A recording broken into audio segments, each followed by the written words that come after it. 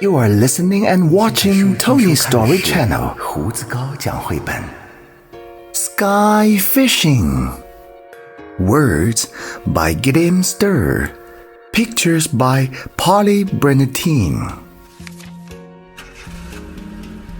When we picked Grandpa up to come live with us in the city, he brought every one of his fishing poles. He had been a fisherman his entire life, so it didn't take him long to realize that where we lived, there was nowhere to fish.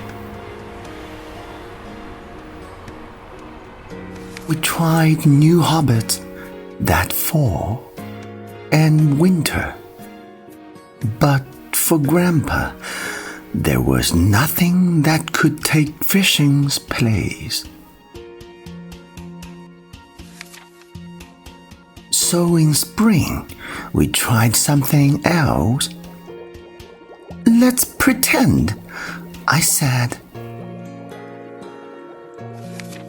So we did.And for a while, our lines dangled empty.But when the first fish bit, it didn't feel so pretend anymore, and we weren't sure what to do.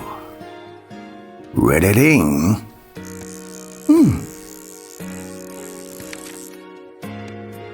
Grandpa said he'd never seen one before, but there it was, a flying little fish.There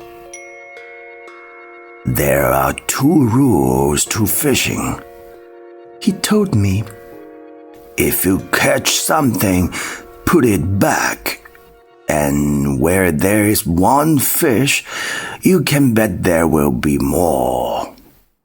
I'd never fished before, but already I was hooked. The first day's haul was impressive.There were green danglers, chime fish, and sign fish, laundry eels, and even a cold air square.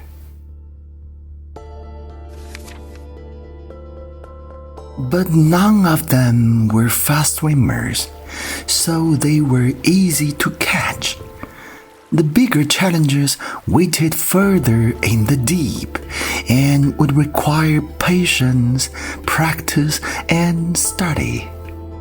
Below us, the sidewalk flowed slowly. It was a perfect place to start.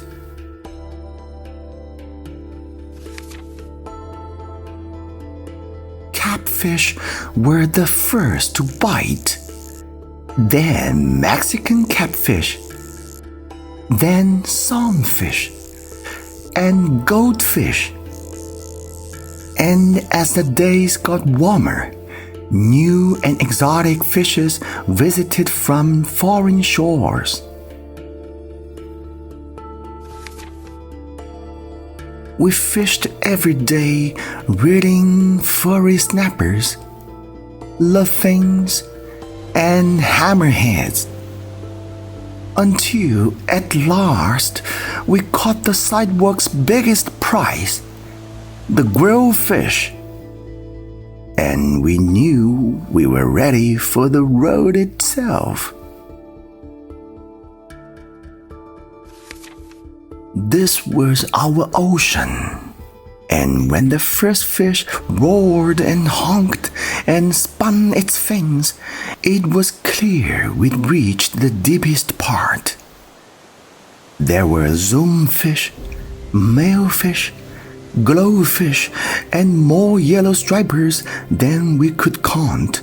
But as big as they were, we knew they weren't the biggest.The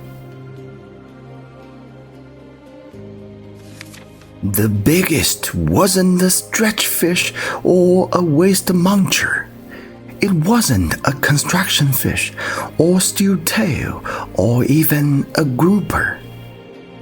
For months, we'd started the sidewalk and searched the streets.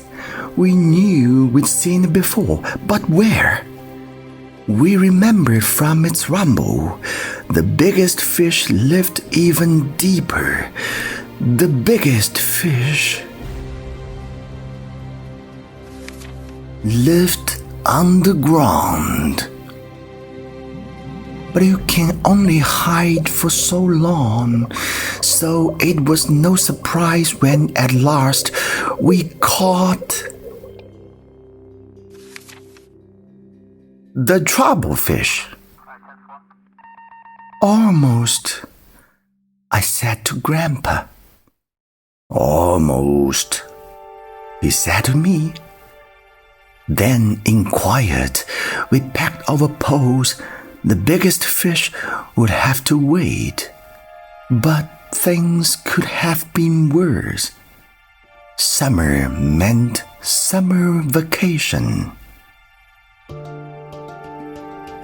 And it was time to swim. Well, I hope you enjoyed today's sharing. See you tomorrow.